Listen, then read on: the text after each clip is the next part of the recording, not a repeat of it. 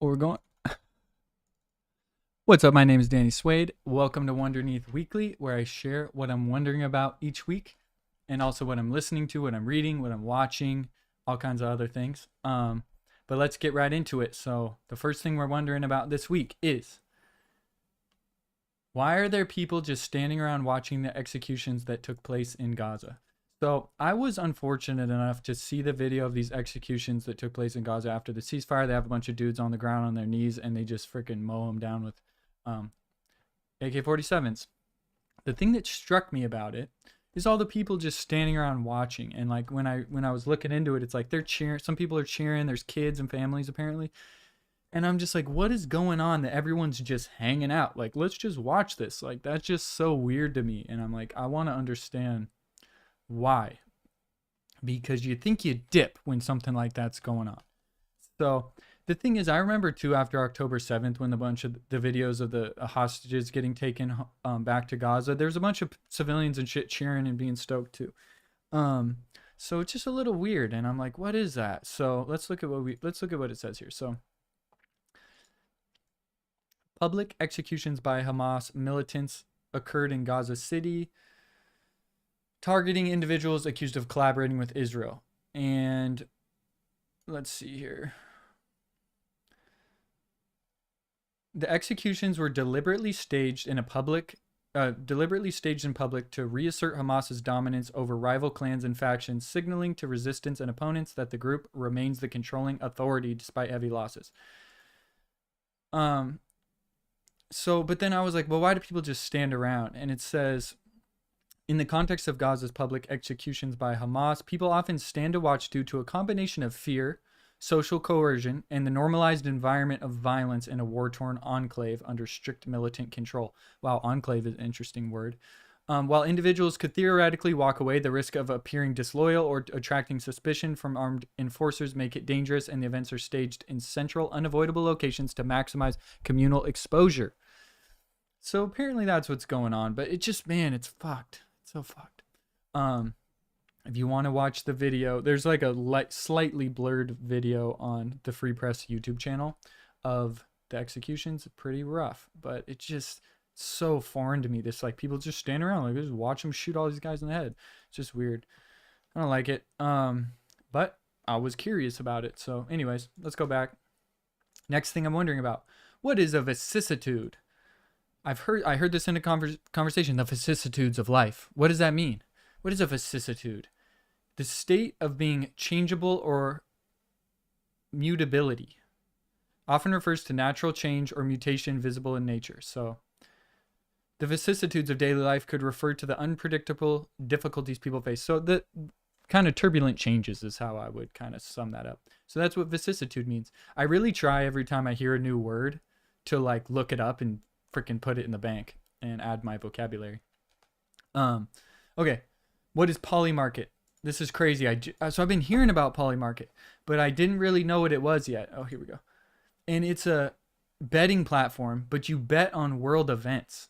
So you can it's crypto too. It's all crypto. And you can bet on politics, sports, geopolitics, all kinds of stuff, elections. So basically people, so like, let's see what the trending one. Will the government shutdown end? So you can just bet on what dates you think the government shutdown will end.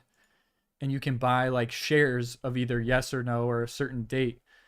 And then there's like stipulations, and it automatically resolves and like pays out the people who buy it. It's basically like a stock, right? So it's like all the money from the votes that were wrong goes to the votes that agree yes, and then and then I think you can sell them or redeem them. I'm not exactly sure how it works, but it's really interesting. I don't think I'll do it, but it's the biggest crypto betting platform in the world, and it's just so interesting because you can see like the public sentiment. Will Gemini 3.0 be released by November 30, right? 73% say yes. So you kind of get this interesting like consensus of what people think is going to happen. Sports betting, all kinds of stuff. So that's really interesting thing that's happening. So that's what that is. Next question. Where's the biggest stockpile of gold in the world? Where do you think it is? Where would you guess it is? What do you think it is? I feel kind of dumb, but it's Fort Knox in America, baby. We got it. We got them. Fort Knox, Kentucky. Most secure vaults and holds a significant portion of the U.S. gold reserves. The Federal Bank in New York has a bunch. So yeah, it's just freaking America, bro. Just America. Number 2 is Germany. Then Italy, France, then Russia. So then I was wondering, what is like a standard bar of gold worth, right? Because you look at these bars of gold. Look at these. I want one. Dude, I want one so bad. It's crazy. But anyways, I want a bar of gold. But guess how much it costs? Guess. Like, what would you guess one of those bars of gold costs? Let's see. 17 or 1.7 million for a bar of gold. 400 troy ounces is a bar, the typical bar of gold. 1.7 million for one bar of gold. And then like freaking, let's look at Fort Knox. Let's see how much they got in there. Look at all these. Wow, buddy. Wow. Fort Knox. Look at that. Just a bunch of gold in there. That doesn't look that secure. I'm not going to lie. I feel like you just run a car through that. Well, I guess maybe to get in there is hard. Looks pretty cool, actually. Yeah, I feel like it's kind of dumb to have all your gold in one place that everyone knows about. But yeah, look at this. It's just all these bars, 1.7 million bucks. So that's what that is. If you didn't know, now you know. Okay, last one was Muammar Gaddafi, good or bad? I don't know why I heard an interview talking about how he like did a bunch of good shit. And he did good shit and bad shit. But apparently he turned the country around. But he also did a bunch of human rights violations, arbitrary torture, detention, forced disappearances of dissidents with massacres like the 1996 Abu Salim prison killing, claiming over 1,200 lives. His regime suppressed political freedoms by banning parties, unions, and trade, and enforcing Sharia-based censorship and persecuting critics through extrajudicial executions and fear tactics that created a climate of terror. In 2011, Gaddafi's forces carried out war crimes such as indiscriminate attacks on civilians with artillery, cluster bombs, landmines in residential areas alongside assaults on hospitals. So that's not good. But apparently what he did good, he nationalized their oil industry, redirecting revenues to fund extensive social welfare programs that eradicated homelessness through massive housing projects, provided free universal health care, which increased hospitals by 50% and doctors from 700 to 3,000. He expanded education significantly, make it compulsory for 9 years and free throughout university level, leading to a sharp rise in literacy rates and the founding of new institutions like Beta University, infrastructure, and a bunch of other things. So it's not like it was a total L, but it seems like he's kind of a savage. But history's complicated. Geopolitics is complicated. Okay, moving on. New for me. T-shirt. I meant to release this t-shirt with my live session. It says smile, breathe, and let it go, which is the lyrics for Sheets. And it has a butterfly on the front and a butterfly on the back. Here it is. I have one. It's for sale now. By the way, if you want to look at any of these questions or these threads or any of these links or videos or anything I'm going to talk about, just click the link in the description. It'll take you to this post and you can click and check out whatever you want. Let's go. We'll skip this for now. What I'm watching. Okay, here we go, baby. Jesus Christ! Everyone knows this guy, I think. But there's this section of this thing I saw a clip of. And it literally makes me cry every time. It's so crazy. So we're going to watch it together. I'll see if I can hold it together. But it's just such an interesting dynamic what happens here. So he's talking about feeling like there's demons around him. And we'll just watch it here. Hundreds of thousands of people said, let my people go. So I want you to stand up to these demons and tell them, man, let you go. Yeah. Let you go. Let you go. And then he goes, but if you look behind you, he's like, I'm there. I look, I was like, no, you're not. He's like, think of me. Think of me. See me. See me. Close my eyes. He's like, where am I? Open your eyes. Where? God says, where am I? He said, open your eyes. I look around. I'm like, I still don't see you. He said, close your eyes. I open them. He goes, where am I? And I started like rhyming. I was like, I am your hat. I am your shield. I am the air that's in the field. I am your breath. I am your eyes. I'm the blue stuff in the skies. He's like, where am I, Mike? I'm like, I'm your shoes. I'm your peace. Wow. I'm with you when you walk in the streets. Where am I, Mike? Close your eyes. And I opened it. Where am I? I was like, you're everywhere. You got it. Just CHROIS. Everywhere. Everywhere. Tell him to let you go. Tell him to let you go. He's like, he goes, man, I'll push through them demons. Man, beautiful. So I'm gonna stop there for a second. Just CHROIS, yeah. So I think you got us all crying in this room. I think the cameramen are crying. We got the Holy Spirit is in the room. I'm filled with such conviction, Mike, because I think we look at a man. Okay. You might miss this, but like this girl, when it pans to her, she's like makes this funny sound. Listen to this. LOLs me. He's like, where am I, Mike? I'm like, conviction. Wait. Man, beautiful. So I'm gonna stop right there for a second. Just CHROIS, yeah. Listen. I don't know if you can hear this, but she's like, man, I'll push through them demons. Wait, is it? Man, beautiful. So I'm gonna stop right there for a second. Just CHROIS, yeah. So I think you got us all crying in this room. I think the cameramen are crying. We got the Holy Spirit is in the room. I'm filled with such conviction, Mike, because I love it. Anyways, yeah, it didn't hit that hard for me that time, but man, in the past, I watched that and I cry, and I'm like, why is it so moving? Or like, I don't know. It's just like, I think there's something about the authenticity of that guy, like the way he just is. Like, I don't know. It's just interesting. He's just so like about it, and he's so animated, and it's just so funny. I don't know. Interesting. I wanted to share that. It's funny, but just very interesting to me. Okay, next thing I'm watching. This is crazy, bro.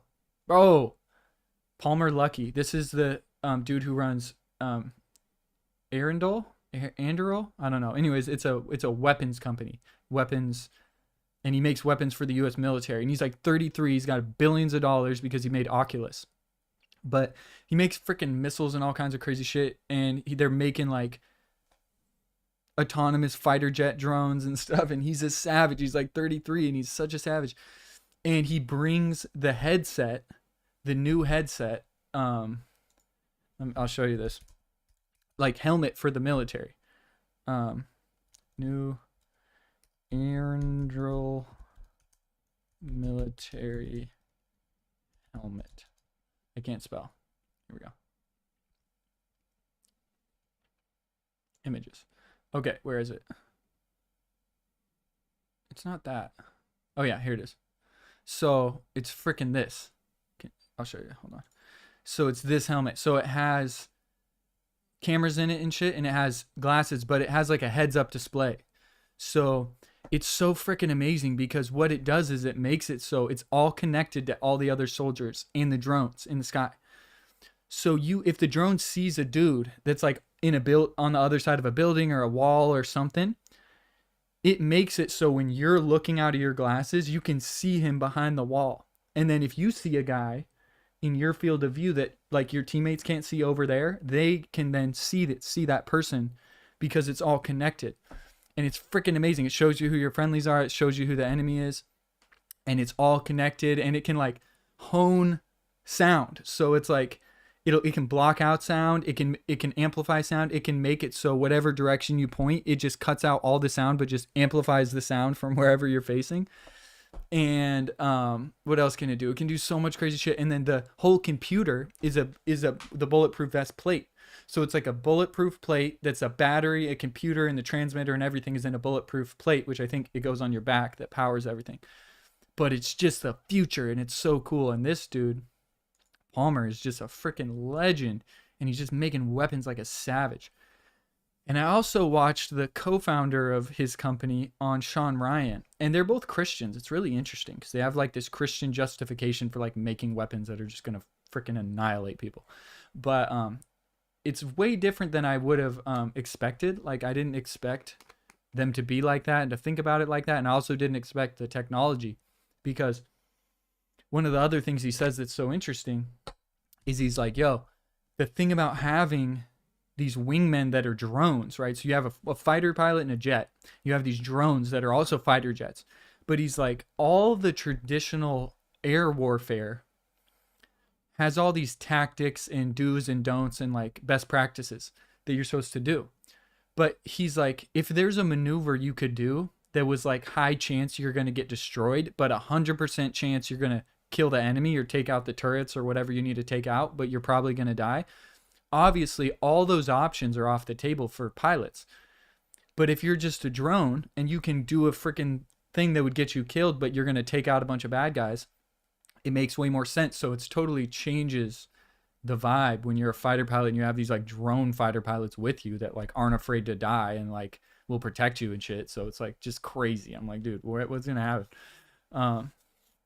Really interesting. Okay, next thing. Robots are here. This robot is crazy. Figure 3 robot doing the dishes. And I'm just like, here we go, dude. It's not that good yet, but it's like, we're going to be there in 2 seconds. We're going to have robots in the home and they're going to be doing shit and it's going to be weird. So that's that. Another thing I'm watching, this earwax removal. This dude had an earbud stuck in his ear in earwax, and I'm a freak, but I love to watch the freaking I love to watch the extraction. We'll give you a little taste here of it. And hey everyone, it's Connor here. Actually designed to kind of be shoved right in there, like what you saw. So it gets a bit worse. What we see now is a huge... Yeah. We will have to send the patient round to the pharmacy for some acetic when they're acid. Scraping it off. But as you can see here, as I'm pulling it off, that's actually pretty painful for the patient. So he has been in pain for a few days and he's finally unable to manage it. So he's coming to see me. I like that shit. I don't know why. I don't know what's in me that I like that, but I do. I'm a weirdo. It's just satisfying. Okay, here we go. We're cooked. We're cooked, everyone. ChatGPT is going to roll out AI porn in December for adult accounts. So I'll let Sagar talk to you about it.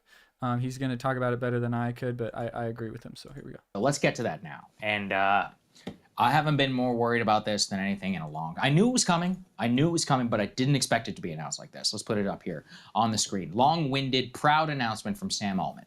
I'll read it in full. We made ChatGPT pretty restrictive to make sure we were being careful with mental health issues. We realized this made it less useful and enjoyable to many users who had no mental health problems. But given the seriousness of the issue, we wanted to get this right. Now that we have been able to mitigate the serious mental health issues and have new tools, we are going to be able to safely relax the restrictions in most cases. In a few weeks, we plan to roll out a new version of ChatGPT, which will allow people to have a personality that behaves more like what people liked about one of the original models. If you want your ChatGPT to respond in a very human-like way, or use a ton of emoji or act like a friend, ChatGPT should do it, but only if you want it, not because we are, quote, usage maxing. In December, as we roll out age gating more fully as part of our, quote, treat adult users like adults principle, we will allow even more like erotica for verified adults. Okay, let me start with this. Because he says, we have to be careful with mental health issues. Now that we have put into place some restrictions, we are going to allow and say ChatGPT to act more like a friend, and particularly like your girlfriend. And that's why it won't do anything for mental health issues, right, Ryan? Famously, people who want ChatGPT to talk to them like their girlfriend and produce personalized pornography have nothing going on in terms of their... And that definitely won't do anything about their mental state. And then second, just the casual nature of personalized erotica for verified adults. Combine that with Sora, okay? AI porn, it's here. We all knew it was coming. But this is what we're all paying this extra money for to these data centers, to crunch all of the GPU power source so that so that teenagers and others can be sitting around producing personalized AI porn. Also, this, if you wanted to say, like, if you wanted to design something that was gonna destroy America, you would start with something which is a quasi-useful technology, and you would get everybody on a better Google search. Right, better Google search, and you would get everybody on it. And you say, hey, this and that, but you can't do certain things, right? And then what you would do is you would make sure that every teenager and young person is using that technology. And once they're using the technology, you say, hey, by the way, you know, you can also use it for pornography purposes. And so now all of a sudden you have a vast surveillance machine which you use for your finances, for your Google search, and to produce your highly personalized, disgusting sexual fetishes, and it creates the greatest blackmail machine known to mankind. That's number one. Number two is what would you design to deracinate and to destroy the American male, more so than something like ChatGPT, which is to decrease social interaction, to increase time on platform, then personalized AI pornography, and at the same time roll up billions and billions of dollars in profit and use that profit to make sure that you lobby against any social force that tries to restrict this type of technology in the hands of children, of teenagers, and of young people, and to make sure that the time on platform is maximized to win. This is what it looks like. So, you know, we had a theory we talked about. Okay, so yeah, anyways, that's not good. It's not exactly what you want. Well, maybe it is what you want, but it's not good. And, you know, I'll be honest, I have a few thoughts on this. I have a few thoughts because on one hand, I feel like a doomer where I'm like, this is going to just destroy, like he said, it'll just decimate the freaking young males. Like, but on the other hand, I just think with technology like this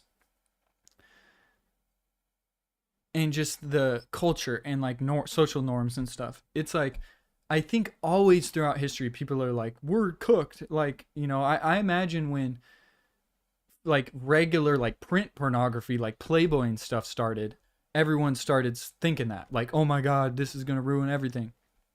And it had negative effects for sure. And then digital porn and the internet porn starts coming on and everyone's like, oh my God, this is going to ruin everything. And it had lots of problems. It's not like it doesn't have problems, but it's like, we're still just chugging along. Like we're just, you know, we're doing fine. Everything's going, you know, birth rates are dropping and it's like there are negative effects, but I just feel like it's one of those things where it's like, if I'm just like unbiased, right?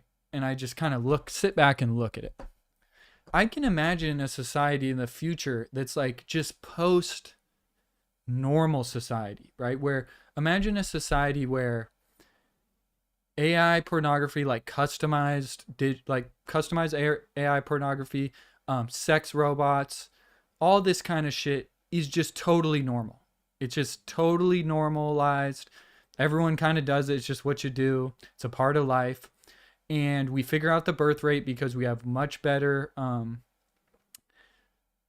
like IVF and different ways for people to have children. You maybe far in the future even have just children in a tank, right? And you just can put your child in a tank, it grows in the tank and it comes out and you have a baby. And different ways of doing this kind of thing. And for a society to function. And it's not like we might not go through a really dark, shitty, crazy period where everything's dystopian, but it's like, will humans survive and will we figure it out and evolve and come out into this new kind of unrecognizable society eventually? Maybe. I don't know. I mean, humans are like insanely resilient and resourceful and innovative, and you just never know what's going to happen. And it's like, you know, I don't know if we can fully doom about it. Like, I don't think it's good now. Like I said, there's going to be repercussions and consequences and things, but I don't know. I mean, the other thing is I just watched an interview about from the CEO of Eli Lilly talking about GLP-1s and Ozempic and those kind of drugs. And they basically, the thing is they help you lose weight, but they're not like weight loss drugs. They're like drugs that make you not want food, right? So you lose weight because you don't eat. But it's not like it's a drug that like gets rid of fat. It's a drug that gets rid of your desire to eat, and it works on the brain centers with cessation. And it's like the other byproduct of it is that so many people that take it stop smoking, they stop gambling, they stop their online shopping addictions. It like has massive effects on the circuits that have to do with desire and hedonism. And those drugs are making so much money, and putting billions of dollars into R&D. So eventually, are we going to have these drugs that just, you can like augment your desires, right? So if it's like you have an issue with porn and sex and AI porn and these things, and you kind of realize it's ruining your life and you're miserable, you just pop a pill and you don't care about it anymore and you go on with your life, right? And we can just solve these things with pharmacological interventions. And that's just one way they could be solved. Who knows what else could happen? But I just think we're getting to the point with AI and stuff where we're gonna be masters of our bodies and our minds, and it's like there's lots of ways it can go dystopian, but I think we're going to be able to figure out and have solutions to a lot of problems that we never thought possible and that we never imagined. Like no one really saw GLP-1s and Ozempic coming, right? It just kind of popped out of nowhere, and they were using it for like diabetes and stuff. The dude was talking about how they were using it for diabetes and they had to stop the trials because the people were losing so much weight, which isn't what they were trying to do. It's just like, these people are losing so much weight. This isn't healthy. We got to stop it. And then they were like, oh, this is a weight loss drug. And so then they started doing that. But, you know, the other thing is like, okay, let's say the birth rate's going down and that's a problem. The other thing is that Ozempic is going to improve health to such a degree because we know that obesity and these, like so many of the deadly diseases that kill most people come from obesity. It's like you got diabetes and hypertension and cardiac issues and like all these diseases and things that are coming from obesity. If we solve for obesity, we're gonna lengthen a lot of people's life, have a lot less disease, etc. And that's just that one GLP drug that has to do with, you know, hedonism. So who knows what's all gonna happen? I don't know. I just wonder, you know, and I think it's like, would I be surprised if I could look 100 years in the future and everyone just has basically their own sex robot and AI porn, and they still have a family, and that's just kind of what people do, and sex just becomes less about human interaction and just more of a kind of like different type of vibe and a different type of thing, and it's just more normalized, and it just becomes a part of life, and there's negatives to it and positives to it, and everything's fine. You know, I don't know if that's like impossible. Maybe that sounds crazy, and I wouldn't be surprised if it went completely the opposite way as well. I'm not like trying to defend it, but I just wonder sometimes if like the whole being so doom about it is that accurate. I don't know if that makes sense, but those are my thoughts on it. Sorry, that was a big old rant on that, but that's what I think. That's what I think, baby. Okay. Anyways, what I'm reading, Matthew. Okay, I made it to the end of the Old Testament, and I'm starting the New Testament, and I'm watching Jordan Peterson's Gospel series, which is similar to the Exodus series, where he has all these freaking biblical scholars and smart people, and they're all just going through the Gospels and talking about it.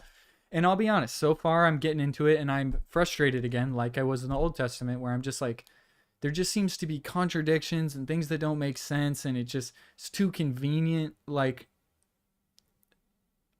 it just... These stories, like, for example, one's like, oh, this guy came a far ways because he needed his servant healed who was like paralyzed in a bunch of pain and all this. And Jesus is like, take me to him. And the guy's like, no, I couldn't bring you to my house because you're the Lord or whatever. But I know when I tell my servants to do something, they just do it. When I tell someone to do, my guards to do something, it's done. And you have the same power. So can you just do it from here? And he's like, wow, you have so much faith. That's so good. He's like, he's healed. Go home. And then it says he was healed within the hour. But then in my head, I'm like, how would you know that?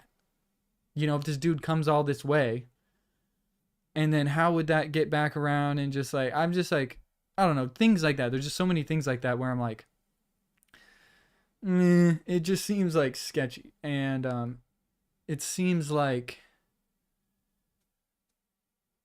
a lot of it's freaking made up post hoc. Like, I don't think Jesus wasn't a person, and maybe he did some crazy stuff, but it just seems like a lot of it's like lore. It just seems like lore. It seems like the Old Testament, where it's like, this is lore. It's not like freaking what really went down. Like, I don't know, but I'm keeping an open mind. Maybe it is, and I'm willing to learn about it, whatever. We'll see. So, and I'm going to get more into that. So with the Old Testament, I've spent the last few mornings like going through all my notes because I was taking notes on my Kindle the whole time that I was reading the Old Testament, and I made a big blog post of like the kind of main things that stuck out to me about my experience reading it, how it kind of changed my worldview, what I got from it, what was frustrating, what I think is weird, to what degree do I think it's true, a bunch of different stuff. I just compiled all these Bible verses and thoughts and different things into a big blog post, and I'm going to make a YouTube video about it too. So you can look forward to that and see my Bible adventure. So I'm excited. I'm actually got a lot out of doing the post. I'm excited to just dive in a video and like talk about everything. So that's cool. Anyways, okay, next, what I'm listening to. How Do You Dance? This is Young Kai. Just discovered him. Vibes, baby. Love it. I would check it out. Link in the description if you want to check it out. Okay, let's go photo dump. Here is a screen cap from my music video that I'm working on, which I'm about 70% through. So I'm sharing some screen caps on here. That's it. Woo. Okay, this is a little picture, but dude, check out my, let me see if I can, hold on one sec. I'm going to get a bigger version of this so you can see what I got going on, because I like color code my freaking, here we go. Oh, you can't really see it that good, but oh frick, sorry. I color code my bar, right? So it's like, see how it's like all the colors kind of blend together in a natural way based on the icons and the structure and everything, and it's just really pleasing. It's kind of funny. I don't know. I wanted to share that. Anyways, funny meme. This is good. Oh, this makes me laugh. Dad, do you need to go potty? Toddler, no. I'll just poo my pants.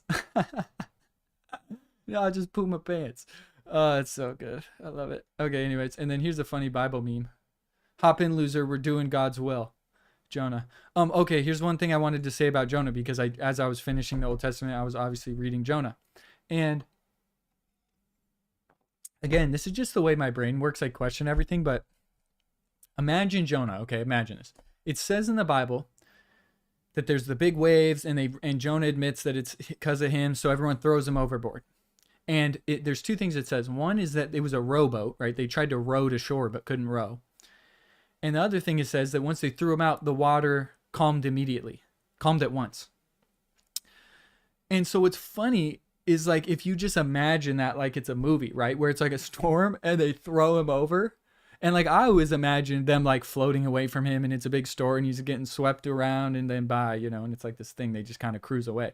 But if you imagine it's a boat that's small enough, it's a rowboat, right? They're rowing it, and they throw him over and the storm just stops. He's just chilling right there in the water, right? It's like he would be just right there, right? He was like, oh, hey, and then I don't know if the whale just comes in. Well, I think he sinks down. It says he sinks down and then the whale eats him.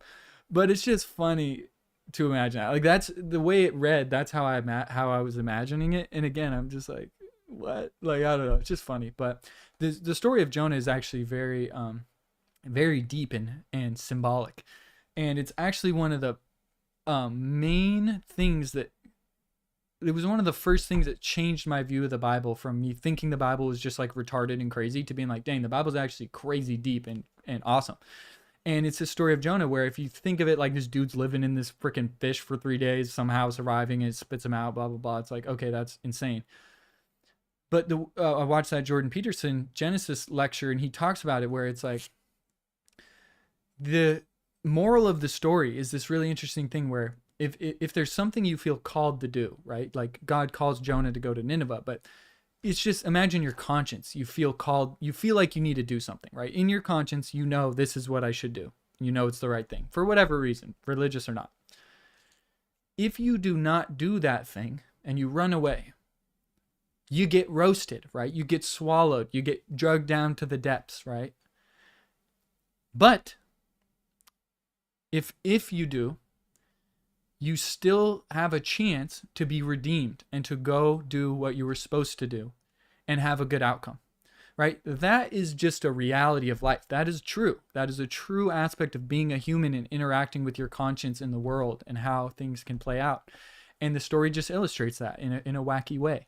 But you can apply that logic to like most of the stories in the Bible, and there's just infinite depth and wisdom in a lot of the stories. So that I'll go into that more in my Bible post that I'll probably be posting it in a week or two.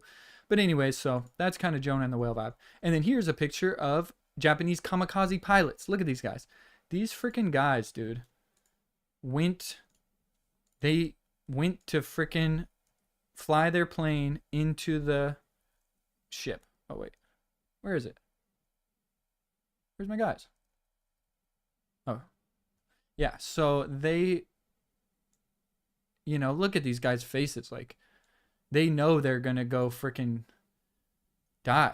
And in the history thing I was listening to, hardcore history about it, it talks about, like, these guys, they're all, like, in their barracks or whatever, and they know they're going to go freaking kamikaze the next day or whatever. And, like, talks about all the behaviors where some were, like, going crazy and smashing shit. Some would just meditate. Some were chilling and just, like, mowing food they wanted to eat. A lot of them were pissed. A lot of them didn't want to do it, and they were kind of forced to do it. The psychology and the history surrounding that whole thing with Japan is infinitely interesting. And if you want to learn more, it's Dan Carlin's Supernova in the East Hardcore History Series podcast, and it totally blew my mind. And it's just amazing, dude.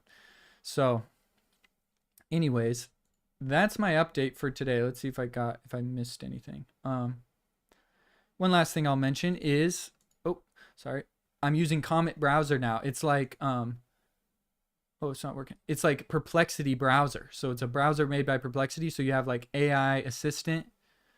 It can do all this cool stuff. You can tell the AI assistant to take actions on the web page. So you could be like, blah, blah, blah. And then you can also like mention other tabs.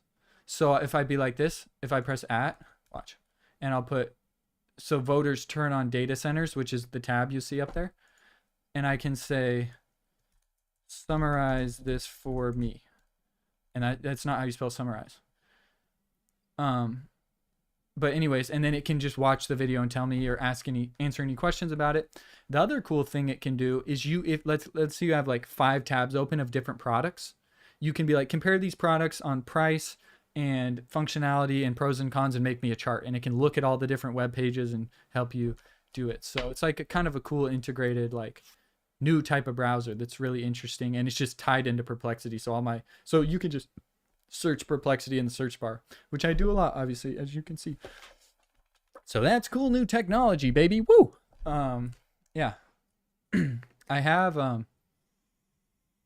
I'm trying to do little things each week to make these streams and my posts better. So like if I watch them and I have ideas and I kind of think, okay, what's a little thing I could do to make it better? So each week I can try to make it better and more interesting and whatnot. I got a chat. Hey, dude. What's up? This is my Substack guy. What's up, dog? I wonder how you must have subscribed to me, how you got this live stream. But anyways, one of the things I had on my list for today, which is be more enthusiastic throughout the stream, because I watch all these other YouTubers who do shows and have like, YouTube shows and do commentary, and people like freaking Tim Dillon or like whoever. And they're like really like Nick Fuentes or like whoever the hell is like doing a show like this or whatever. And they're really like animated and like yelling and saying crazy shit. And they're like really like good performers. And I think that's one thing I could probably step up, because in real life, I am actually way more animated and like crazy. And I would like to try to start like integrating more humor and hot takes and shit like that to like make it more interesting.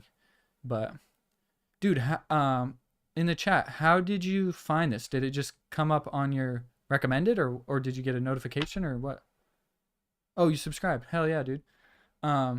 Hopefully I'm just getting going on this or like just starting to build something, because I've been doing it for like a year, not necessarily these videos, but the weekly updates and this, and get really no views. But I think if I make it a little better every day and just kind of keep improving and eventually find my audience. But I don't know. One of the problems I think is that I go through so much. So I do these updates, but it's like so much shit, and it's like it's not like niche, so it's like people searching it or watching it, if they want one of these topics, they're getting like 50 different topics and videos and things that they're checking out.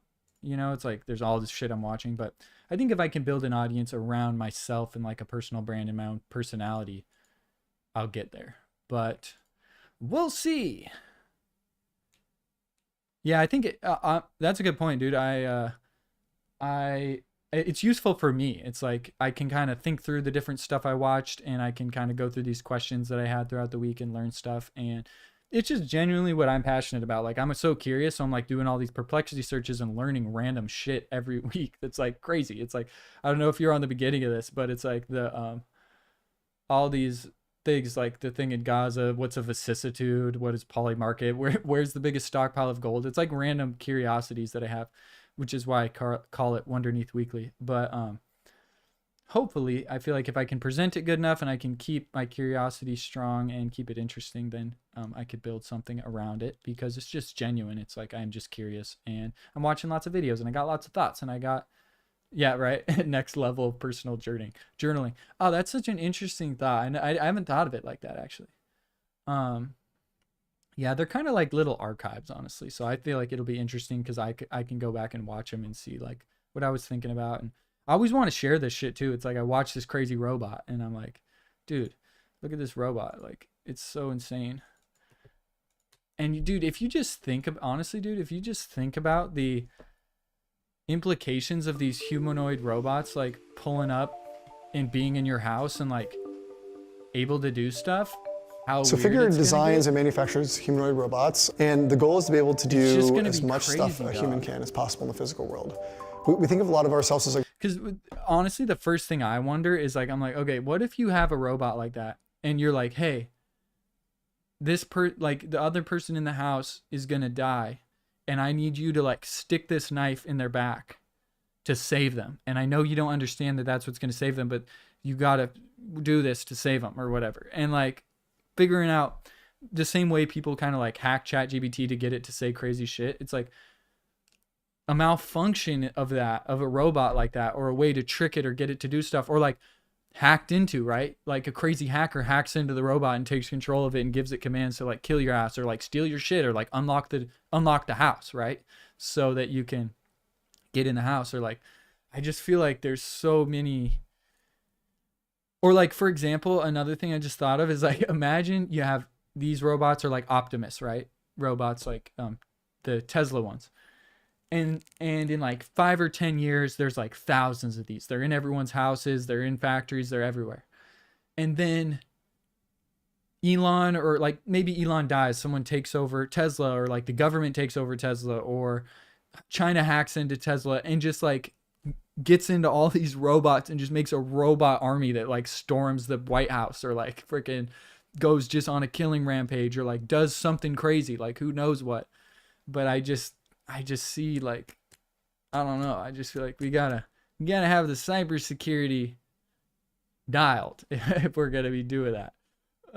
If we're gonna be letting those in the house. But I kind of want one. I'm not lying. If it could just do my laundry and do shit for me. Hey, make me a coffee. Hey, do this. Like clean this up, or like, I don't know. There was a phase of my life where I had my room like dialed in with Alexa, so like all my power, all my lights, everything was like connected with Alexa. So I could be like, Alexa, turn my lights red, or turn my lights off, or like do this or do that, or play this music, or like, you know, turn on my desk, or like turn everything off. At night, I would lay in bed and all the lights are on, and my computer, my desk, and everything's like on, and I would be like, Alexa, initiate sleep mode, and everything just goes and turns off pitch black. And it just felt crazy. I was like, yeah, this is cool. So imagine having a robot that can do shit too. Like, hey, can you go lock all the doors and like, you know, freaking turn off the this and blah, blah, blah, and whatever. Run me a bath, something. I don't know. Be cool. And if you can talk to it, like it's ChatGPT in its head. So it's like, you can just sit down and have a deep conversation with it, you know, like that'd be crazy.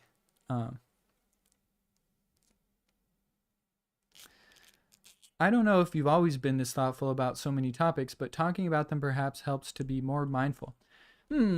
I've definitely been thoughtful, but the thing is, it's a double edge, because when I used to, like my roommates that I used to live with, they would call it tornado brain, where it's like I'm the opposite of mindful, because I'm just like spinning everywhere, you know. I'm just like, oh, freaking robots, and like, whoa, what's happening, like climate, and like, it's like crazy. And so I can't just be in the moment, because my brain just goes ying like crazy. But I do, one part of my morning routine is every day I do meditation for about 20 minutes, where I just try to focus on my breath, and when thoughts come in, I just let them go.